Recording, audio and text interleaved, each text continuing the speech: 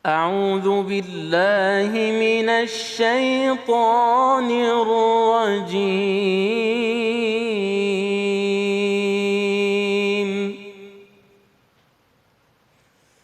بسم الله الرحمن الرحيم.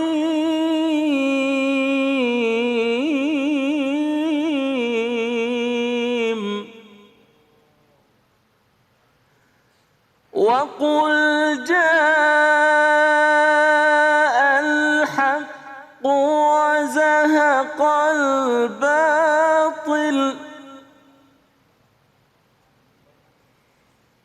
إن الباطل كان زهوقا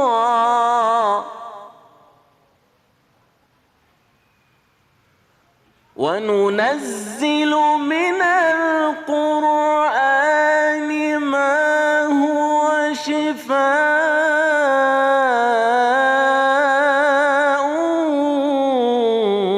ورحمة للمؤمنين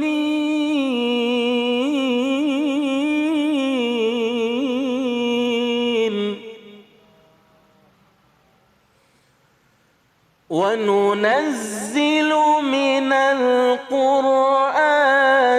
ما هو شفاء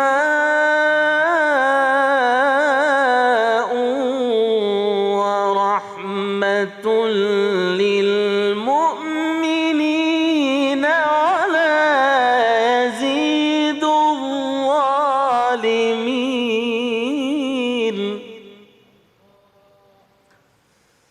ولا يزيد الظالمين إلا خسارا. صدق الله العظيم.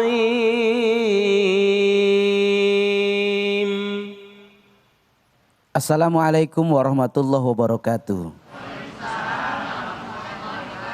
Alhamdulillah wassalatu wassalamu ala rasulillah sayyidina wa maulana Muhammad ibn Abdillah la haula wa la quwata illa billah amma ba'du. Maha benar Allah dengan segala firman-Nya. Terima kasih kepada Syekh Oda yang telah melantunkan ayat-ayat suci Al-Quran. Semoga menjadi ibadah bagi yang membaca dan umumnya bagi kita semua yang mendengarkan. Dengan senang hati, Abi Gifran kembali menyapa para pemirsa dimanapun berada dalam program Cahaya Hati Indonesia. Insya Allah siang ini kita akan mengangkat tema-tema yang begitu menarik. Di antaranya ayat Quran obat kehidupan. Yang kedua, agama itu menghadirkan ketentraman dan kepastian atau Islam KTP. Insya Allah tema-tema tadi akan diangkat oleh guru-guru kita, Al-Ustadz Kiai Haji Bobi Herwibowo, yang kedua Kang Rashid, dan yang ketiga oleh Ustadz Muhammad Mudrik. Insya Allah ilmu yang kita dapat akan menjadi keberkahan buat kita semua. Selain itu, bagi para pemirsa yang ingin ikut ngaji bersama kita, nanti kita akan ada segmen ngaji bersama guru kita Ustadz Munawir Ngacir. Jangan lupa kami tetap mengingatkan kepada para pemirsa untuk selalu menjaga protokol kesehatan, di antaranya mencuci tangan, menggunakan masker, menjaga jarak, menghindari kerumunan, dan membatasi diri dari pepergian. Hari ini kita berada di Masjid Al-Ikhwan, Tebet. Assalamualaikum ibu-ibu. Sehat semuanya? Alhamdulillah. Sebelum kita berbincang lebih luas dengan guru-guru kita yang ada di tengah-tengah kita semua, sebelumnya kita saksikan VT yang berikut ini. Sepanjang perhelatan MotoGP Mandalika banyak kejadian yang menyita perhatian dunia, mulai dari pawang hujan hingga Marc Marquez yang absen karena kecelakaan saat pemanasan.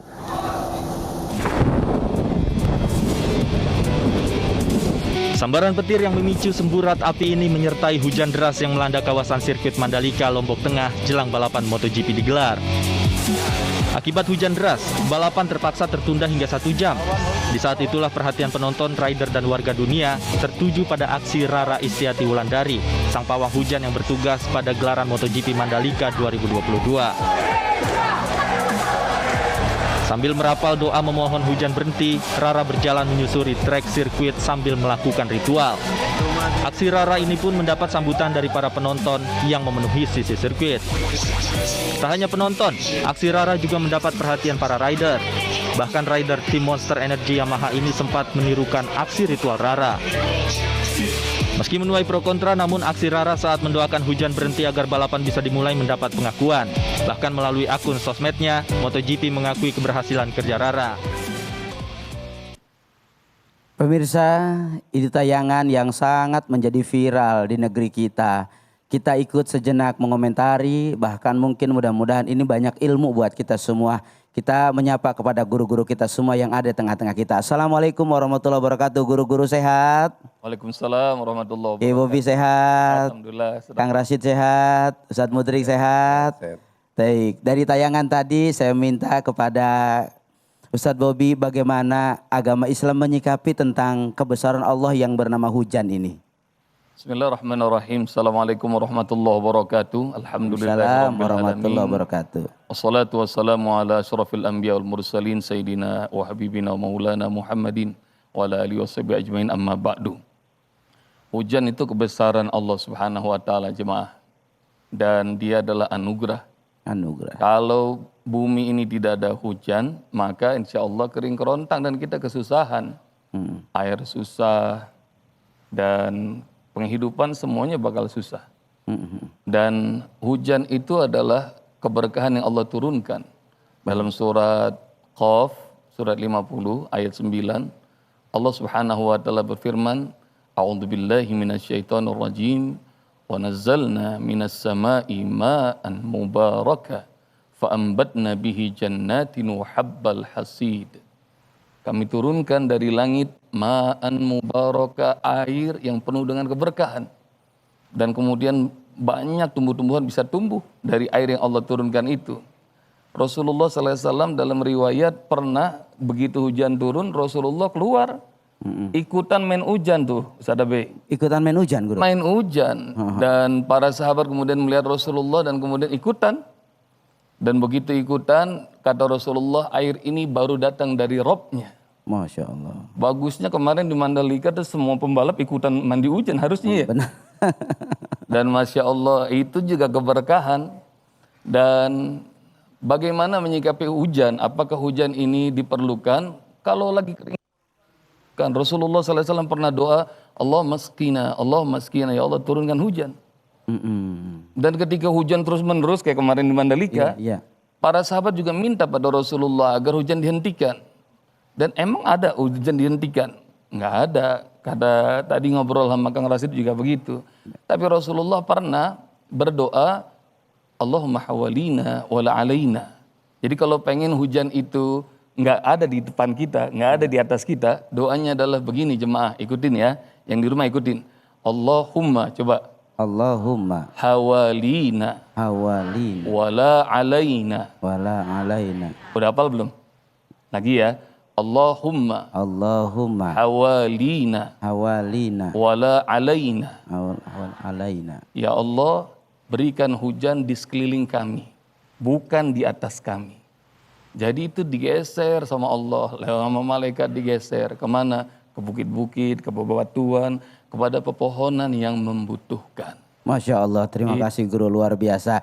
Lanjut kepada Kang Rashid, begitu luar biasa dalam, kita tambah dalam lagi. Bagaimana cara kita sebagai umat Islam yang sesuai dengan aturan dan syariat untuk kita meminta hujan kepada Allah Subhanahu wa taala, dan apakah ada dalam Al-Quran atau dalam nas atau dalam aturan dan ajaran kita bahwa kita memberhentikan hujan? Masya Allah, terima kasih. Pemirsa Cahaya Hati yang dirahmati Allah, pertanyaan yang sangat bagus Kang ya, menjadi fenomenal ya. Iya Guru, iya Guru. Padahal hujan sudah turun sejak dahulu. Cuman yang jadi fenomenal karena ada event internasional di negeri ini. Benar. Maka menjadi topik utama. Namun bagaimana Islam memandang terhadap hujan. Baik, tadi baik. Ustadz Bobi sudah cukup dalam memahamkan itu. Namun izin, hujan itu dibutuhkan oleh bumi. Benar. Allah berfirman dalam surat Az-Zuhruf, Bismillahirrahmanirrahim, Walladzi nazzalna minas samai ma'an biqadar. Allah menurunkan hujan dari langit dengan ukuran tertentu. Karena Allah memperhatikan bumi dengan penuh keseimbangan. Masya Allah. Kalau panas sekian menguap udara harus diturunkan itu. Awan itu. Karena menjaga keseimbangan. Bayangkan Ustadz kalau semua penduduk bumi ini orang Tebet laki-laki semua, gak ada perempuan, gak imbang itu. Iya. Gitu ya. Nggak imbang bener. Kemudian kalau semua bumi tidak ada langit, nggak bisa. Bener guru.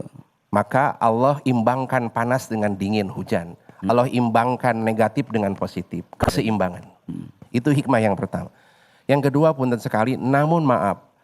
Ketika Nabiullah Sulaiman alaihissalam, ketika beliau memimpin jadi raja di kawasan Palestina, sebagai qari kita beliau dari Palestina, dari Gaza, ini beliau. Masya Allah. Waktu itu Nabi Sulaiman meminta kepada Allah. Dalam agama Islam ada permintaan hujan, namanya solat istisqa. Istisqa.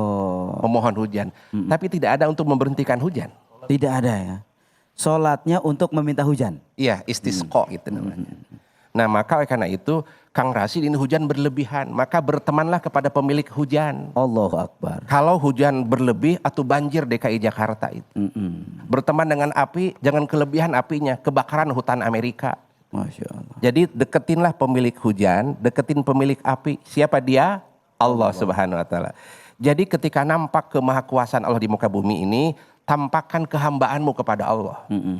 Jadi betul tadi Ustaz Bim menyampaikan, Allahumma hawin hawalina wala aina. Kalau hujan turun berlebihan ya Allah, tolong geserkan ke sekitar kami, jangan di atas kami. Digeser oleh malaikat sembako Ustaz. Malaikat sembako itu malaikat Mikail yang menggiring angin. Awan di atas Tebet kebanyakan giring ke Tasikmalaya gitu. Sehingga hujan pindah, bukan diberhentikan. Benar. Nah maka pun sekali, kalau tahu terjadi itu kemahakuasaan Allah. Gitu. Izin pun sekali, kalau meminta pun ketika Allah memberi bukan sebab doamu. Hujan turun, oh berkat sholat kita, berkat doa kita, bukan. Kita berdoa itu adalah menampakkan kehambaan kepada Allah. Baik. Kita sholat istisqa menampakkan kehambaan kepada Allah. Imam Ibnu Athaillah menyampaikan, wala takun doa katasbiban ilal ata' minhu. Jangan jadikan sholatmu, jangan jadikan doamu sebagai sebab datangnya pertolongan Allah. Sebab punten Allah itu tidak diminta sudah ngasih rezeki. Punten waktu bunda ayahanda ketika bayi di dalam rahim ibu, pernahkah bunda sholat? Tidak. Bunda lahir usia 7 tahun, pernahkah sholat? Tidak. Rezeki berhenti? Tidak. Tetap dikasih rezeki. Tetap dikasih, benar. Jadi doa itu bukan untuk, jangan engkau anggap Allah itu sebagai mitra bisnismu. Ya Allah aku sudah sholat, mana pahalanya? Ya Allah aku sudah istisqa, mana hujannya? Jadi yang dituntut di situ adalah penghambaan kepada Allah. Menghamba saja. Wujud ikhtiar aja ya. Ini hanya wujud ikhtiar. Benar, Masya Allah. Kalau hilang sifat ubudiyahmu kepada Allah, punten sekali. Nabi Ibrahim menampakkan kehambaannya, didinginkan itu api. La yana rukuni bardan wasalaman. Jadi dengan hadirnya hujan, tampakkan kehambaan Allah, itu waktu mustajab meminta kepada Allah. Masya Allah, luar biasa. Terima kasih Kang Rasid, begitu menambah dalam lagi pembahasan hari ini. Kiai Mudrik, bagaimana hikmah diturunkannya hujan? Terima kasih Cahaya Hati Indonesia. Dengan hikmah hujan, alhamdulillah kita yang tadinya sawah kekeringan menjadi subur. Terus kita tidak bisa minum, dengan ada air hujan kita bisa minum. Ini adalah kenikmatan dari Allah yang sangat luar biasa yang harus kita syukuri. Karena kalau kita 1 tahun kita tidak ada hujan, pasti kita kelapakan. Kemana kita cari air minum? Betul. Justru ini adalah kenikmatan yang luar biasa yang Allah berikan kepada kita, sehingga kita mesti disyukuri. Bukan kita untuk dijauhkan masalah hujannya itu. Sehingga Allah berfirman dalam Quran, wa in ta'udu ni'matallahi la tahsuha. Bila kita menghitung-hitung kenikmatan Allah maka takkan terhitung. Nah, salah satunya ini kita meminta hujan kepada Allah, dan tadi dikatakan dengan Kang Rasid yaitu dengan melalui salat istisqa. Yang menurunkan hujan adalah malaikat Mikail. Betapa besar kenikmatan yang Allah telah berikan. Dengan tadi hikmahnya hujan, orang tidak bisa minum jadi bisa minum. Tanaman-tanaman yang tadinya kekeringan menjadi subur akibat dengan adanya air hujan. Masya Allah, begitu banyak hikmahnya. Luar biasa Kiai Mudrik. Menarik, lanjut kepada Kiai Bobi. Bagaimana kita nih jangan sampai jadi orang yang akhirnya tersesat dalam amal. Banyak seorang yang akhirnya mereka lupa bahwa yang mereka lakukan malah mendahului Allah Subhanahu wa taala. Seperti apa pandangan guru? Tersesat dalam amal, contoh nih, sedekah tapi sering disebut-sebut. Baik. Nah itu, jadi tersesat bangga, senang, pengen pamerin, itu dia beramal tapi sesat. Ya ayyuhalladzina amanu la tubtilu shadaqatikum bil manni wal adha. Wahai orang yang beriman, jangan kalian batalkan pahala sedekah kalian dengan mengucap, nyebut-nyebutnya dan nyakitin orang yang menerimanya. Jadi kalau dia mau beramal, beramal aja. Kata Rasulullah SAW, salah satu ciri orang yang nanti akan mendapatkan naungan Allah di hari kiamat yang 7 golongan, salah satunya adalah rajulun anfaqa yaminuhu la tadri shimaluhu. Tangan kanannya berinfak, tangan kirinya nggak usah tahu. Masya Allah. Nah, jadi simpen, jadi jagain keikhlasan pada Allah dan jangan sampai kita ujub, riya, takabur, bahkan berlebih-lebihan dalam ibadah. Masya Allah, menarik dengan kata uzub ini. Dengan konteks hujan ini tadi Kang Rashid, ada seseorang yang dia misalkan berikhtiar. Dasar dari batas ikhtiar itu di titik mana? Sampai jangan melampaui pada haknya Allah. Ya, terima kasih Ustadz. Wilayah hamba adalah berusaha dan berikhtiar. Kalau boleh dirumuskan, kita punya misi utama hadir di muka bumi adalah untuk beribadah kepada Allah. Baik. Tetapi ibadah itu diterjemahkan dengan 3 hal. Pertama, wilayah kita ada 3. Pertama, kita berdoa, wilayah Allah mengijabahi doa. Benar, Guru. Kita beribadah, wilayah Allah memberikan pahala. Benar. Kita berikhtiar, wilayah Allah memberikan rezeki. Nah, benar. Jangan pernah loncat ke wilayah Allah. Ya Allah, saya sudah 1 jam jualan tapi belum dapat apa-apa. Pelit banget sih Allah teh. Dia sudah loncat ke ranah Allah. Iya. Jadi batasannya jelas. Wilayahmu adalah berdoa, wilayahmu beribadah, wilayahmu adalah ikhtiar usaha. Wilayah Allah mengijabahi doa, wilayah Allah mengkabulkan hajat, dan wilayah Allah memberikan rezeki. Jangan pernah loncat ranah ke wilayah Allah. Masya Allah, luar biasa, luar biasa. Tambah dalam lagi. Kayak Mudrik, boleh menambahkan dari batas ikhtiar manusia. Manusia hanya berusaha sawabikul himam relatah rukul aswarul akdar. Manusia itu hanya berusaha, tidak bisa mendobrak takdir Allah. Karena sebagaimanapun juga kita ini hanya bisa berdoa. Adapun kehendak Allah lain itu di luar kemampuan kita. Terima kasih banyak Kiai Mudrik, luar biasa. Jangan sampai yang kita lakukan malah menjerumuskan pada kesesatan dan malah Allah membenci dari apa yang menjadi amalan kehidupan kita semua. Insya Allah sesaat lagi kita akan mendengarkan tausiah selanjutnya dari guru kita Kiai Bobi Herwibowo. Beliau akan menjelaskan tentang ayat Quran obat kehidupan. Jangan kemana-mana, setelah ini tetap di Cahaya Hati Indonesia.